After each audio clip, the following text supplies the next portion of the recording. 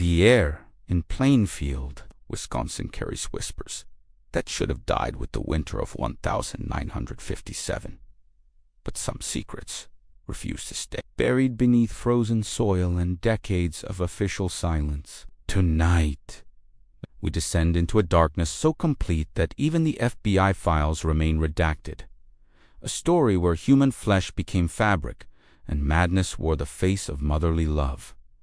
Before we continue, if you can still hear my voice, it means you haven't looked away. Subscribe now, not for entertainment, but to see what others are too afraid to know. What you're about to hear was never meant to reach daylight. The woman whose screams echoed through that farmhouse basement carried a truth so horrifying that even hardened investigators would later refuse to speak her name. She saw Ed Gein's hands work with the precision of a seamstress and the devotion of a son, stitching together a reality where death had no meaning and love had no boundaries. The smell of formaldehyde still clings to the archived evidence boxes stored beneath Quantico. They say if you listen closely in those basement vaults, you can still hear the sound of her breathing shallow, desperate, clinging to life while watching her own fate being sewn together one careful stitch at a time. In the winter of 1957,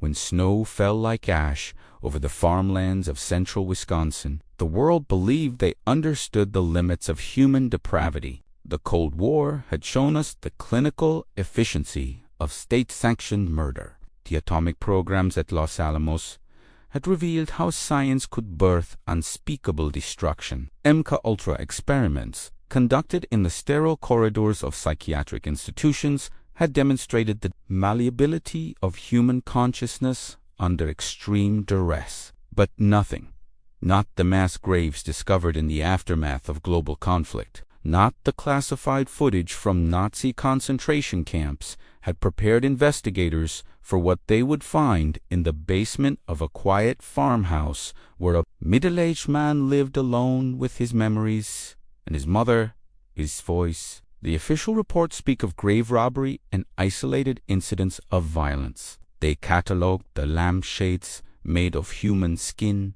the bowls carved from skulls, the chair upholstered with flesh, but the documents stored in unmarked folders tell a different story. One that begins not with death, but with a love so twisted it transformed murder into worship and human bodies into sacred vessels. Edward Theodore Gein was not born a monster. FBI psychological profiles, many still classified under national security protocols, trace the roots of his transformation to the suffocating embrace of Ed Gein, a woman whose religious fervor bordered on possession, whose control over her son transcended the boundaries between maternal guidance and psychological imprisonment. She died in 1945, but her voice never left that farmhouse. Neighbors would later testify to hearing two voices in animated conversation echoing from the Gein property long after Augusta's funeral, conversations that would continue until the very night of his arrest. The basement workshop where Gein practiced his craft was discovered on November 16, 1957, when Deputy Sheriff Frank Worden followed a paper trail of missing persons that led directly to the Gein farmhouse. What he found in that subterranean chamber defied not just human understanding, but the very categories investigators used to classify crime scenes. This was not the workspace of a killer.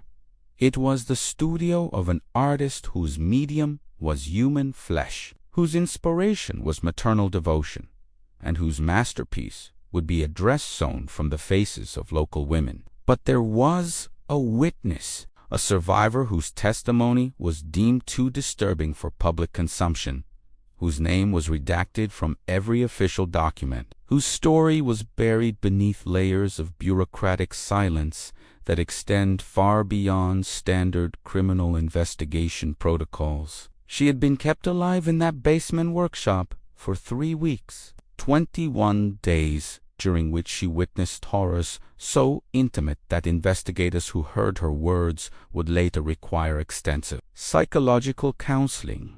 The fragments of her testimony, recovered from classified FBI interviews conducted in a secure facility outside WAP, paint a picture of methodical precision that challenges every existing framework for understanding criminal behavior. This was not random violence or sexual deviance. This was a form of worship,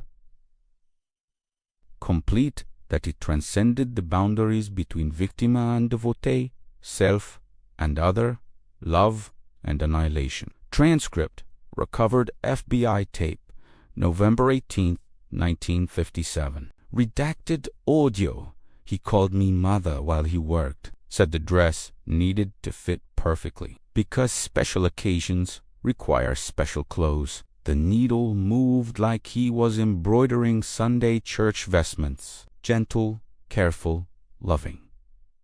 Static crackles she described, watching Gein sort through his collection of preserved female faces, holding each one up to the dim basement lighting, examining the skin texture, the bone structure, the way the features might complement his overall design. He spoke to each face as if it were still alive, thanking the women for their contribution to his transformation, apologizing for any imperfections in his preservation techniques. Most disturbing of all, she witnessed the moment when Gein first tried on his creation, a full-body suit crafted from the preserved skin of 9 local women, complete with a vest made from female torsos and a face mask that allowed him to become quite literally the mother who had never truly left him. The psychological implications of what she witnessed would later form the foundation for classified research programs that continue to this day. The transformation she observed was not gradual or theatrical.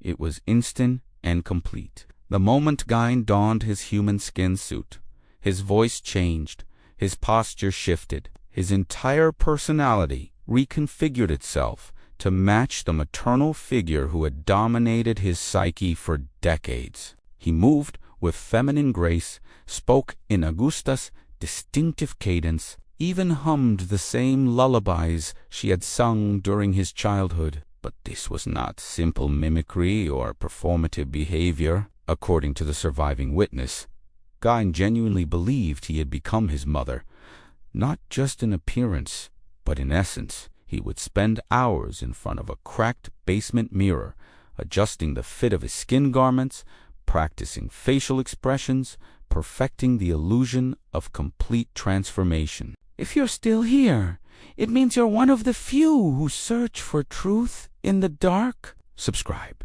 because stories like this don't stay online for long. The cover-up began before the last screams had faded from that basement workshop. Within 6 hours of Gein's arrest, federal agents arrived at the scene, not local FBI field operatives, but specialists from Quantico's behavioral science unit, accompanied by personnel whose credentials and agency affiliations remain classified to this day. They came not to investigate, but to remove evidence. Entire sections of the basement were photographed, cataloged, and then systematically dismantled. Every tool, every preserved body part, every piece of furniture crafted from human remains was carefully packaged and transported to facilities that do not appear on any official government directory. The surviving witness was transferred under armed guard to an undisclosed location, her identity scrubbed from all public records. Her testimony, buried beneath layers of national security protocols that seem absurdly excessive for the case of a rural serial killer.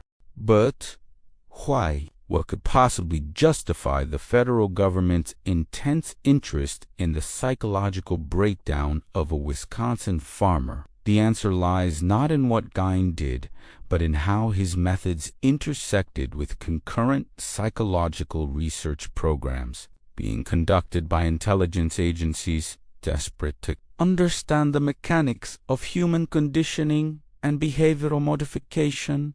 Declassified documents from the MKUltra program revealed that researchers were intensely interested in cases of extreme psychological dependency, relationships so complete that one individual could lose all sense of personal identity while maintaining full operational capability. Gein's transformation into his mother represented the most successful example of self-directed psychological conditioning they had ever encountered. His methods, his triggers, his complete immersion in an alternate identity, while retaining the technical skills necessary to preserve human tissue and construct complex garments.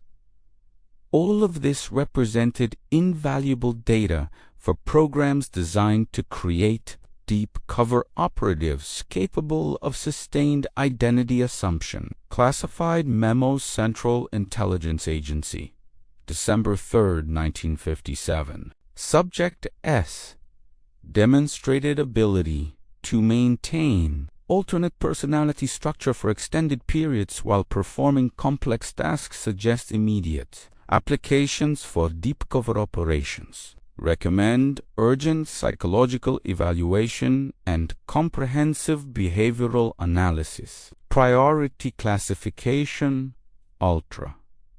The basement workshop was not simply dismantled. It was reconstructed in precise detail within a classified research facility located beneath the Menninger Foundation in Topeka, Kansas. There, intelligence psychologists could study Gein's methods in a controlled environment, test his triggers, and attempt to understand the specific conditions that had produced such complete psychological transformation. Research notes from these classified programs describe efforts to reverse Gein's conditioning, to understand not just how he had transformed himself into his mother, but how such transformations could be induced in others under laboratory conditions. The implications were staggering. If the government could reliably produce individuals capable of assuming completely foreign identities while maintaining operational effectiveness, the possibilities for intelligence work were limitless. The surviving witness was not simply debriefed. She became the primary research subject in a program designated Operation Skinwalker. Her memories of Gein's behavior, providing crucial insights into the mechanics of sustained psychological manipulation. FBI psychiatry reports describe her as displaying symptoms of severe trauma, but also an unusual capacity for psychological resilience that had allowed her to maintain her sanity while witnessing horrors that had broken seasoned investigators. More importantly, her 3 weeks of captivity had given her unprecedented access to Gein's transformation process. She had observed not just the final product, Gein in his mother's skin, but the entire ritual of assumption, the psychological triggers that initiated his personality shift, the specific behavioral cues that maintained his alternate identity state. Dr. Ewan Cameron, the psychiatric researcher, who would later become infamous for his role in CIA mind control experiments, personally oversaw her interrogation. His notes, partially declassified in 1995, describe techniques used to extract information from her traumatized psyche, techniques that would later be refined and applied to enemy prisoners during the Vietnam conflict. Classified research note. Dr. Ewan Cameron, January 5, 10th, 1958. Subject demonstrates remarkable retention of observational detail, despite evident psychological trauma. Her descriptions of identity transformation protocols suggest possibilities we have not previously considered. Recommend immediate implementation of replication studies using volunteer subjects, but something went wrong. In 1967, all research related to the Gein case was abruptly terminated. Files were sealed under classifications that remain active today. Research subjects were relocated or disappeared entirely, and the reconstructed basement workshop was destroyed by controlled demolition. No official explanation was ever provided, but internal memos suggest that the research had produced results too dangerous for continued investigation. The truth about what happened in those research facilities may never be fully known, but patterns emerge from the fragments that survived official sanitization. Multiple test subjects died under circumstances that were never adequately explained. Cardiac arrests during psychological conditioning sessions, apparent suicides among volunteers who had shown no previous signs of depression, mysterious disappearances of individuals who had successfully demonstrated identity transformation capabilities. Others simply vanished from the program without explanation. Family members who inquired about their whereabouts were told that their loved ones had been reassigned to classified operations, their locations and activities protected under national security protocols. No further contact was permitted, no additional information was provided, and no timeline for their return was established. Most disturbing of all are the reports of successful conditioning subjects who had demonstrated the ability to assume alternate identities with the same completeness that Gein had achieved in his transformation into his mother. These individuals were reportedly deployed in deep cover operations throughout the late 1960s and early 1970s. Their original identities so thoroughly suppressed that even they believed in their manufactured personality. Unlike traditional intelligence operatives who maintained conscious awareness of their true identities beneath their cover personas, these subjects had undergone complete psychological reconstruction. They were not pretending to be someone else.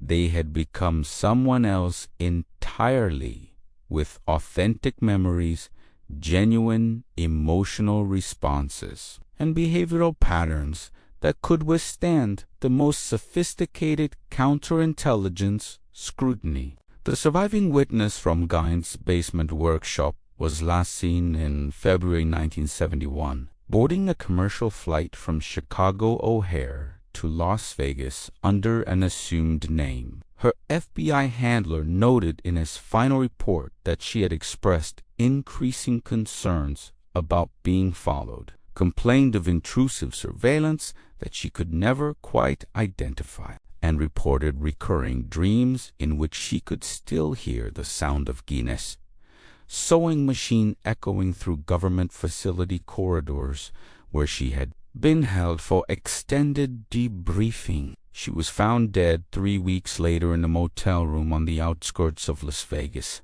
the victim of an apparent heroin overdose. The official autopsy noted track marks consistent with chronic intravenous drug use, but friends and family insisted she had never used narcotics of any kind. More puzzling still, her body showed evidence of recent surgical procedures, small, precise incisions along her scalp and spine that suggested some form of experimental medical intervention. The motel room where she died had been thoroughly sanitized before police arrived. No personal belongings were recovered.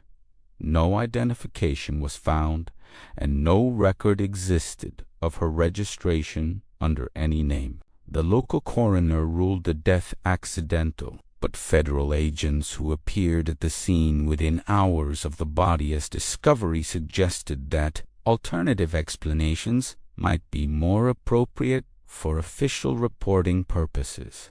The coroner later reported that pressure from unidentified federal agents had influenced his final determination. He described visits to his home, veiled threats against his family, and explicit instructions about the consequences of pursuing further investigation into the circumstances surrounding her death. Some say it was coincidence that brought together a Wisconsin farmer's psychotic break and the federal government's most classified psychological research programs. Others believe it was part of something much older and far darker. The intersection of Gein's methods with government interest in behavioral conditioning raises questions that official documents are designed to prevent us from asking. What if Gein's transformation was not the product of isolated mental illness, but the successful result of conditioning techniques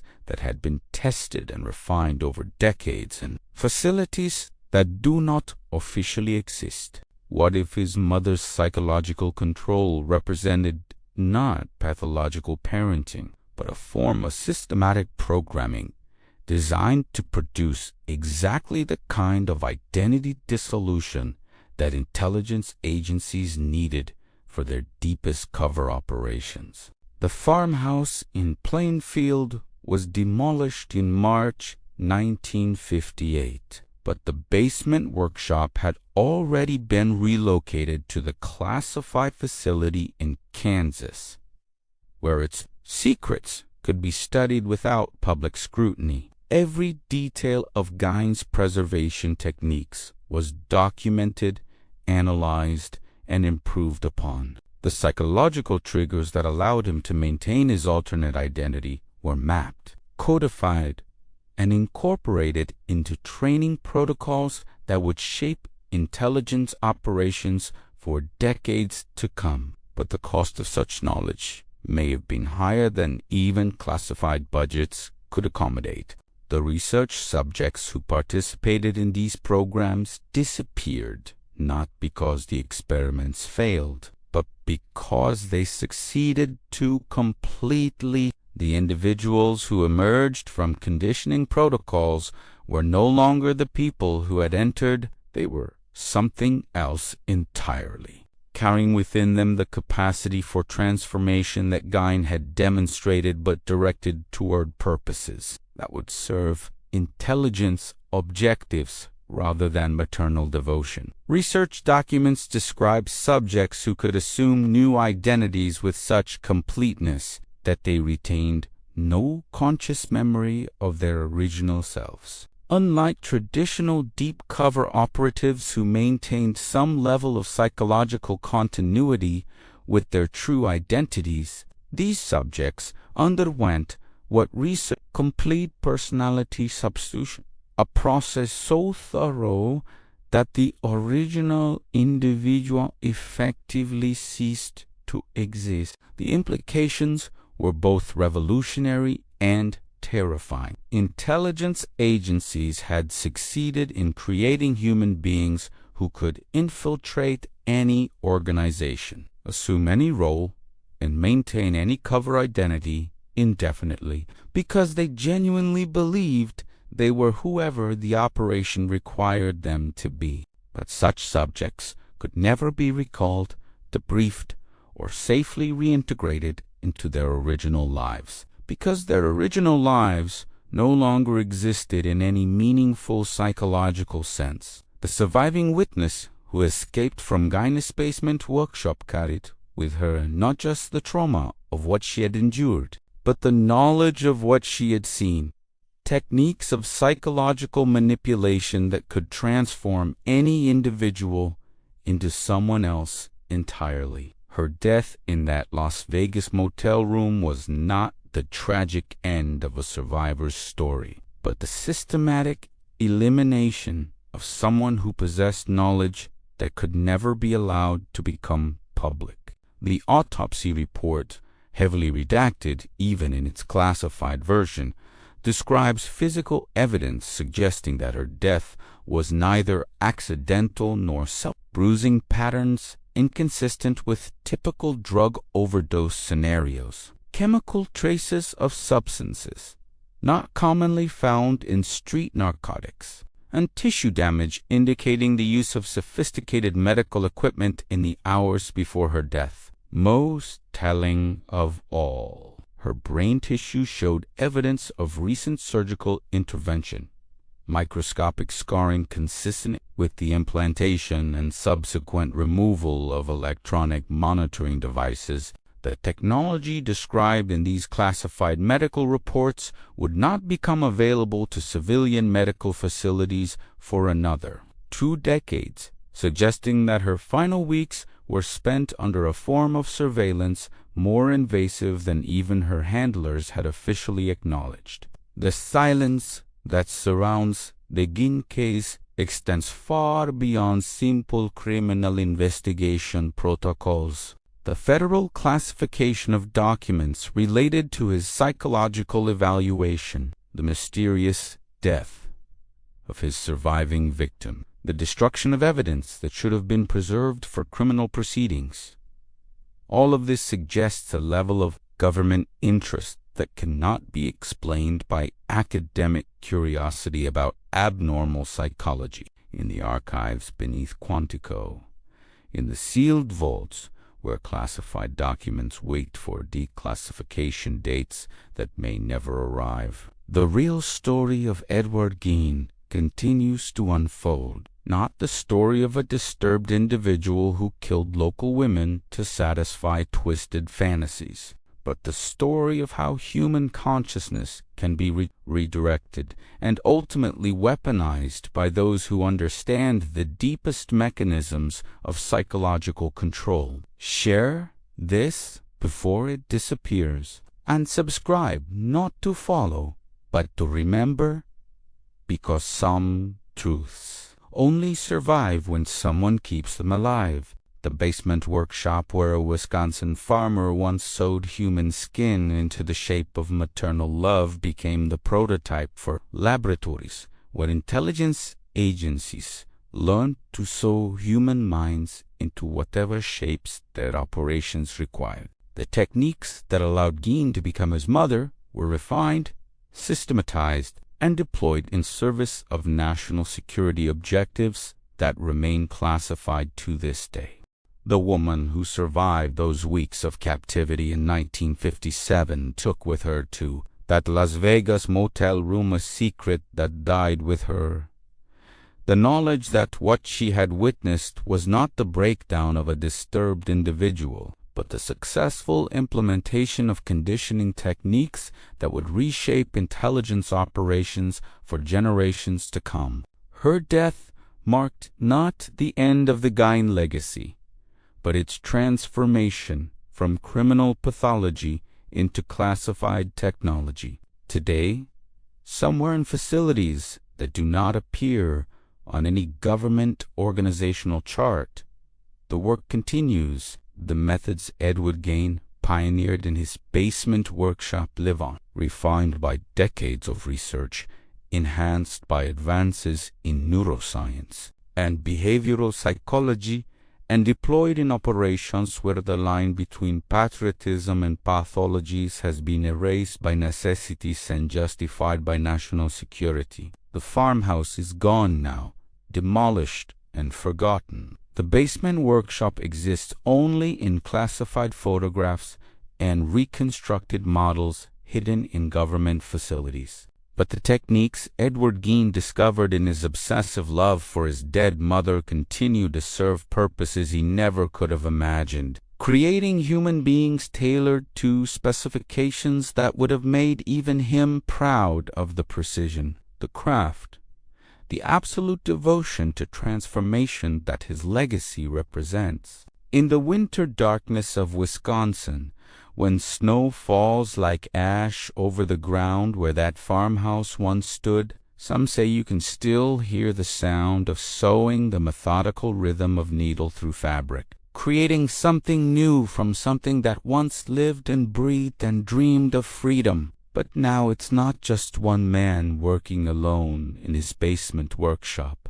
Now it's entire programs, funded by classified budgets, staffed by professional psychologists, creating human beings who carry within them the same capacity for complete transformation that Edward Gein discovered in his love for his mother. The dress he sewed from human faces was never meant to be worn just once. It was a prototype, a proof of concept, a demonstration that human identity itself could be crafted, tailored, and worn like clothing when circumstances required transformation. The agencies that studied his methods understood this immediately, and they have been sewing ever since. Some stories were never meant to be told, but now that you've heard it, there's no way to unhear it.